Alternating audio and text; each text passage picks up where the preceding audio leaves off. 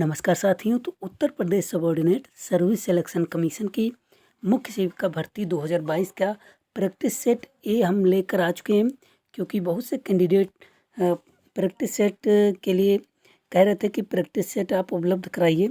तो practice set ए आ चुका है। इसमें हम मोस्ट इम्पोर्टेंट लगभग 20 सवालों को यहाँ पे हम डिस्कस करने वाले हैं और देखेंगे तो 20 से भी ज़्यादा उसमें कवर हो जाएंगे। तो आइए वीडियो को पूरा देखेंगे, जिससे कि आपको सभी जानकारी मिल सके। और आप लोगों को मैंने जो बुक्स बताई थी, आशा करता हूँ आप लोगों ने वो बुक्स परचेज़ कर ली होंगी। तो जिन लोगों ने नहीं परचेज़ किए तो पुराना वीडियो देखिएगा, उसमें मैंने डिस्क्रिप्शन में लिंक दिया है, वहाँ से आप उसको परचेज़ कर लीजिएगा। अच्छी खासा डिस्काउंट इसमें मिल रहा है, तो आप चाहें तो ख़रीद भी सकते हैं। तो आइए देख लेते हैं, वीडियो शुरू करते हैं। तो पहला सवाल है, बहुत ही इम्पोर्टेंट सवाल है, क्योंकि यहाँ पे बात अगर करें तो यहाँ पे पूछा गया है कि स्थायी जनसंख्या संरचना के लिए निम्नलिखित में से एक प्रक्रिया का चयन करें। स्थायी जनसंख्या संरचना मतलब कि जो स्थायी है, जिसका कभी भी जो है चेंजेस उसमें नहीं देखने को मिलते हैं। तो आइए देख लेते हैं। तो यहाँ पे स्थिर जन्म दर एवं मृत्यु दर, या फिर बढ़ती हुई जन्म दर या स्थिर मृत्यु दर। अब यहाँ पे क्या करें, बढ़ती हुई जन्म दर और स्थिर मृत्यु दर, मतलब मर 10 आदमी ही रहे हैं मगर बढ़ 10 रहे हैं, 20 रहे हैं, 25 रहे हैं, 30 रहे हैं, इस तरीके से प्रतिवर्ष जब जो जनसंख्या बढ़ रही है ज़्यादा, मतलब जन्म लेने वाले ज़्यादा हैं और मरने वाले एक स्थिर हैं। तो ये हो गया। जिन लोगों को समझ में ना आए बताइएगा। पहले वाला का जो मतलब है स्थिर जन्म दर एवं मृत्यु दर, मतलब अगर 10 हर साल 10 मर रहे हैं और 10 जन्म ले रहे हैं, और तो यहाँ पे स्थिर मृत्यु दर या जन्म दर होगी। घटती हुई जन्म दर और बढ़ती हुई मृत्यु दर, तो यहाँ पे मरने वालों की संख्या जो है दिन पर दिन बढ़ती जा रही है और जन्म लेने वालों की संख्या दिन पर दिन कम होती जा रही है। तो इसमें क्या होगा, जनसंख्या जो है कम होती चली जाएगी, जो कि स्थायी जनसंख्या संरचना से बाहर है। स्थायी मतलब कि एक निश्चित, मतलब कि अगर 100 व्यक्ति इस समय हैं तो अगले साल भी लगभग 100 ही हों। तो ये होता है स्थायी जनसंख्या संरचना।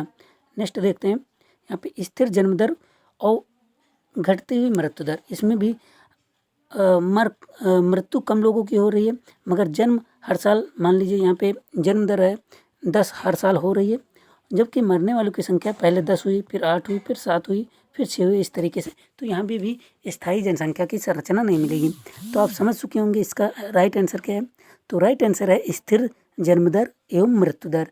यहाँ पे मैं आपको बता दूँ, स्थिर जन्म दर एवं मृत्यु दर में अगर देखें तो व्यक्ति जो हैं जितने जन्म ले रहे हैं हर साल लगभग उतने ही जन्म ले रहे हैं, और जितने की मृत्यु हो रही हर साल लगभग उतने ही कैंडिडेट की मृत्यु हो रही है। तो ये जो पूरा कॉन्सेप्ट है, अगर आप ये जहन में बिठा लेते हैं तो आपका ये क्वेश्चन गलत नहीं होगा। स्थायी जनसंख्या संरचना का आपको मतलब पता होना चाहिए, तभी आप आगे का सवाल कर सकते हैं। एक कॉन्सेप्ट और आता है जिसे कहते हैं सामान्य जन्म दर। तो सामान्य जन्म दर या फिर सामान्य मृत्यु दर, इसमें यही है कि 15 से 49 साल के व्यक्ति जो हैं, मतलब 50 साल से कम 49 साल तक के व्यक्ति, महिलाओं के द्वारा 1000 महिलाओं के द्वारा जितने बच्चे प्रतिवर्ष पैदा होते हैं उन्हें यही स्थायी जन्म दर कहा जाता है। ठीक है, और बाकी तो आगे हम देखते रहेंगे। नेक्स्ट देख लेते हैं। यहाँ पे क्वेश्चन पूछा गया है कि नीचे दो कथन दिए गए हैं, जिनमें से एक अभिकथन ए है और दूसरा तर्क जो है दूसरा आर है। तर्क जो है आर है। तो यहाँ पे पहला कथन है और दूसरा तर्क है। तो तर्क क्या है, भारतीय युवा पश्चिम के विचारों से प्रभावित हो रहे हैं। मतलब कि भारतीय युवा पश्चिम का मतलब यह हुआ, जैसे अपने देश के पश्चिम में जो भी देश हैं, यूरोप के जितने भी देश हैं और अफ्रीका, और ज़्यादातर यहाँ पे टारगेट जो किया जाता है यूरोप को टारगेट किया जाता है, क्योंकि यूरोप को ज़्यादा प्रगतिशील राष्ट्र माना गया है। ठीक है, और यही अगर बात करें यहाँ पे आधुनिक भारत में विवाह की सामाजिक संस्था बहुत से परिवर्तनों से निकली है। तो सामाजिक संस्था जो है भारत के विवाह की सामाजिक संस्थाएं जो हैं बहुत से परिवर्तनों के बाद आई हैं, और जो भारतीय युवा हैं पश्चिम के विचारों से प्रभावित हो रहे हैं। पश्चिम के विचारों मतलब पश्चिम में क्या ऐसी कोई व्यवस्था थी जिसके अनुसार विवाह में सामाजिक संस्थाएं वहाँ पश्चिम में कार्य कर रही हैं? तो क्या आधुनिक भारत में ऐसा हो रहा है? ये समझ लीजिए कि पश्चिम की नकल कर रहा है भारतीय आधुनिक भारत। क्या ऐसा सत्य है विवाह के मामले में, विवाह की सामाजिक संस्था के मामले में? तो आइए देख लेते हैं ऑप्शन क्या सही है। ऑप्शन ए जो है, ए और आर दोनों सही हैं और आर ए की सही व्याख्या है। ठीक है, आर जो है जो तर्क देता है कि जो ये सामाजिक संस्थाएं जो पश्चिम की ओर से पश्चिमी देशों से प्रेरित हैं भारत के युवा, तो यहाँ पे ये कहा गया है। दूसरा अगर बात करें, दोनों सही हैं मगर ए आर की व्याख्या नहीं करता। ये सही है लेकिन आर गलत है, मतलब कथन सही है कारण गलत है, जबकि यहाँ पे कहा गया कथन गलत है और कारण सही है, तर्क सही है। तो आइए देख लेते हैं यहाँ पे राइट आंसर क्या है। तो राइट आंसर यहाँ पे जो है ऑप्शन बी सही हो जाएगा, क्योंकि यहाँ पे कथन और कारक दोनों सही हैं। पश्चिम की ओर आकर्षित हो रहे उससे प्रेरित हैं, मगर ये जो भारत की संस्थाएं हैं ये वहाँ से प्रेरित होकर ना, बल्कि यहाँ खुद ही अपना आपने देखा पुराने इतिहास में अगर देखेंगे तो भारत में पहले से भी सामाजिक रूप से वाकई बहुत से लोग ऐसे जो हैं समाज से जुड़े हुए होते जो कि आधुनिक भारत में बहुत ही अच्छे प्रयास किए, जिससे शादी के रूप में अगर संस्थाएं कहें तो उनको भी यहाँ पे नया रूप दिया गया है। तो इस तरीके से ऑप्शन बी सही हो जाएगा। नेक्स्ट अगर बात करें हम, संविधान में किस अनुच्छेद में हिंदी भाषा में विकास के लिए निर्देश दिए गए हैं? तो हिंदी भाषा के विकास के लिए संविधान में कौन सा आर्टिकल है?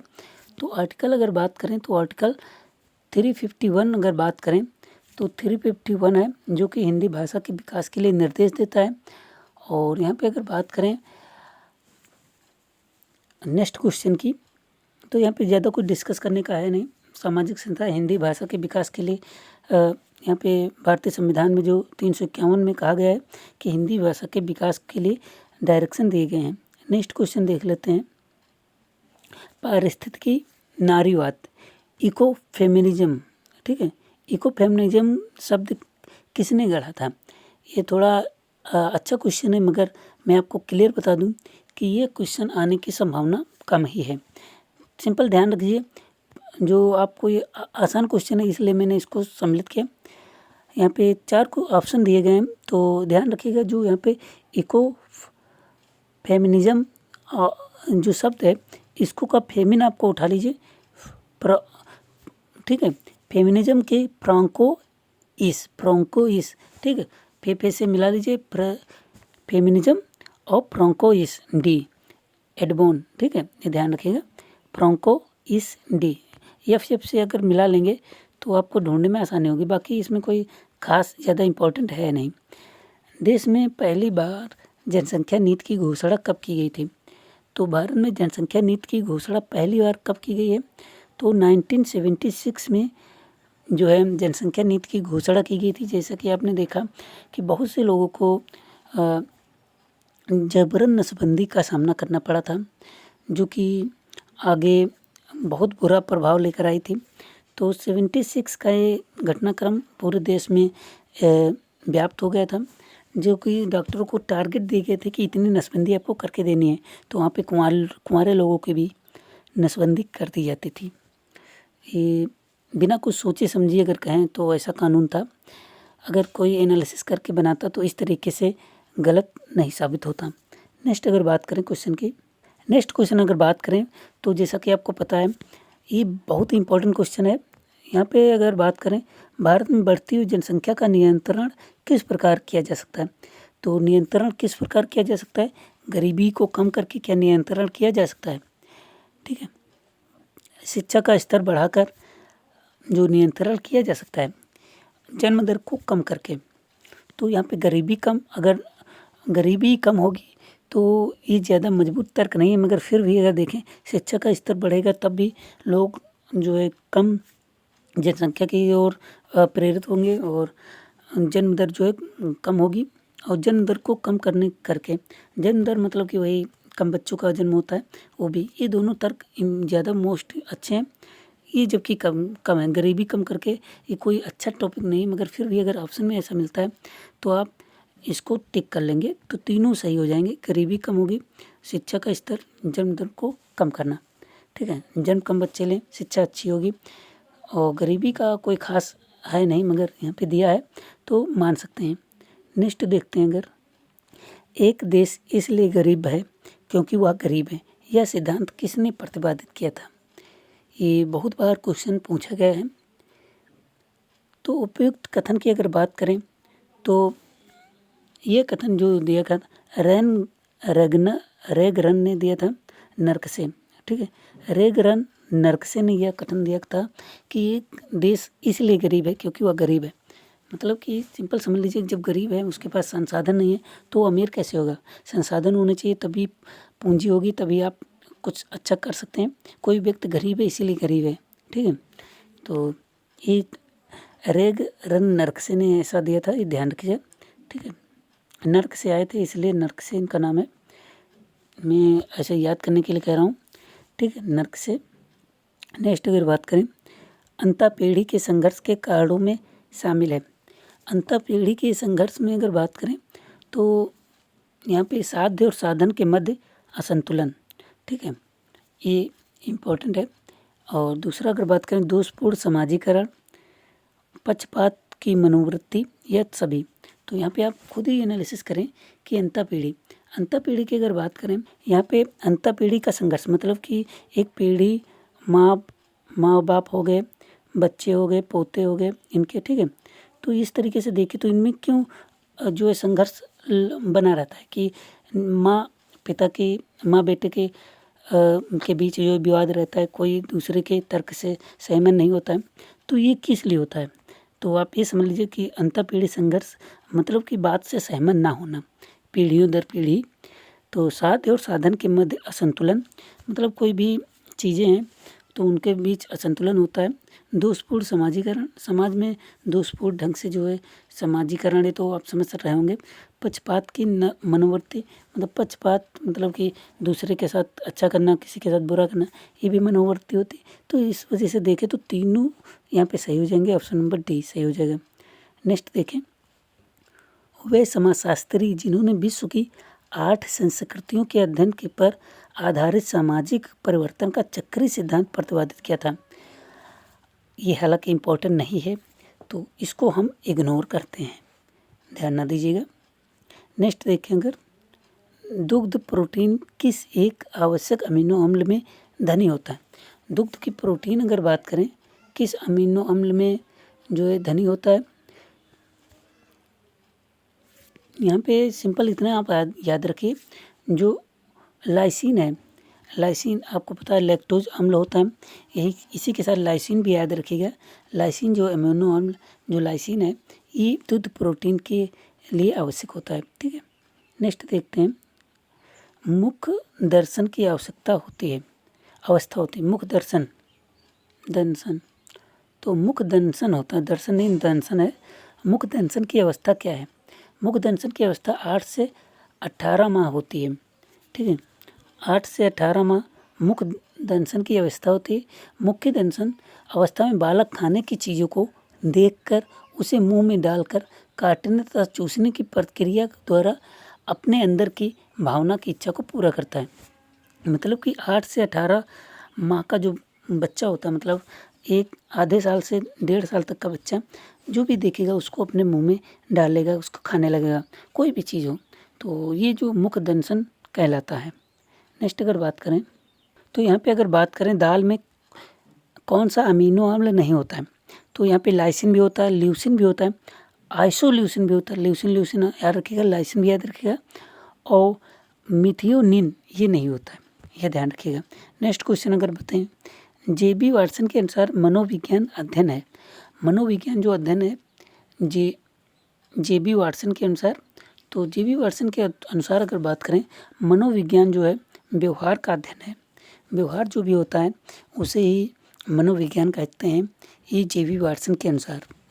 नेक्स्ट देखें, अगर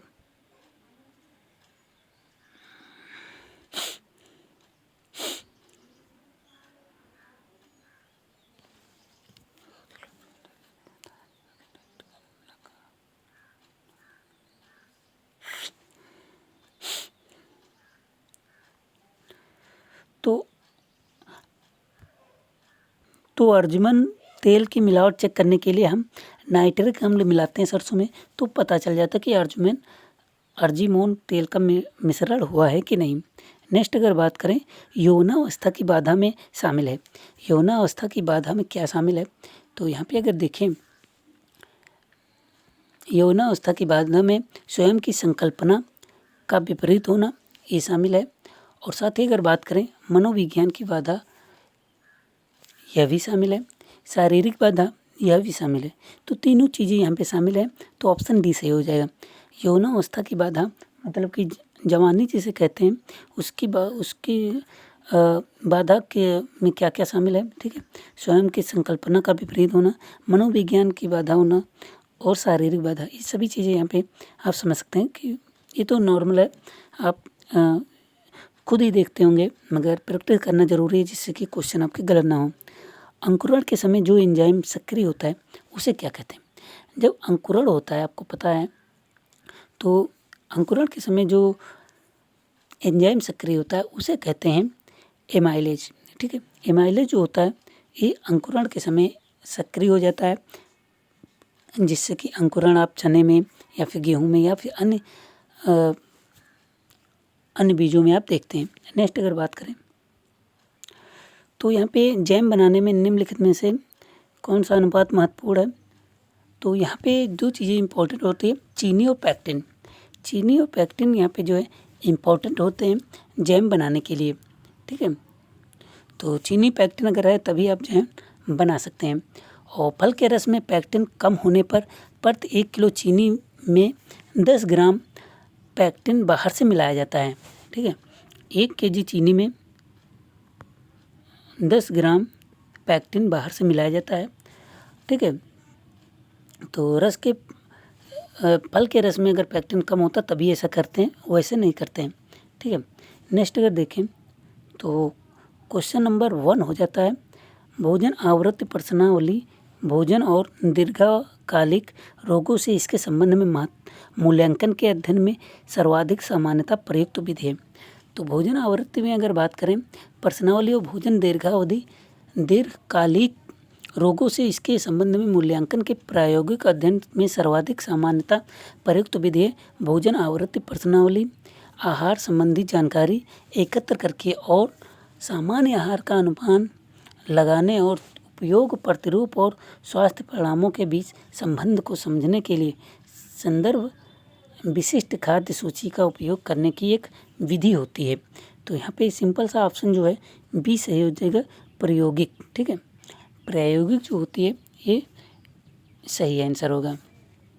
प्रायोगिक अध्ययन जो है किया जाता है। तो भोजन की आवृत्ति प्रश्नावली भोजन और दीर्घकालिक रोगों से इसके संबंध में मूल्यांकन करने के लिए प्रायोगिक अध्ययन में सर्वाधिक सामान्यता प्रयुक्त विधि है। तो आज मैंने देखे 20 इंपॉर्टेंट क्वेश्चन। नेक्स्ट वीडियो में हम जल्द ही उपलब्ध होंगे और आपको उपलब्ध कराएंगे 20 नए क्वेश्चन। तो इस वीडियो में अभी के लिए इतना ही। नेक्स्ट वीडियो के लिए कमेंट करें। मिलते हैं नेक्स्ट वीडियो में, तब तक के लिए नमस्कार, धन्यवाद।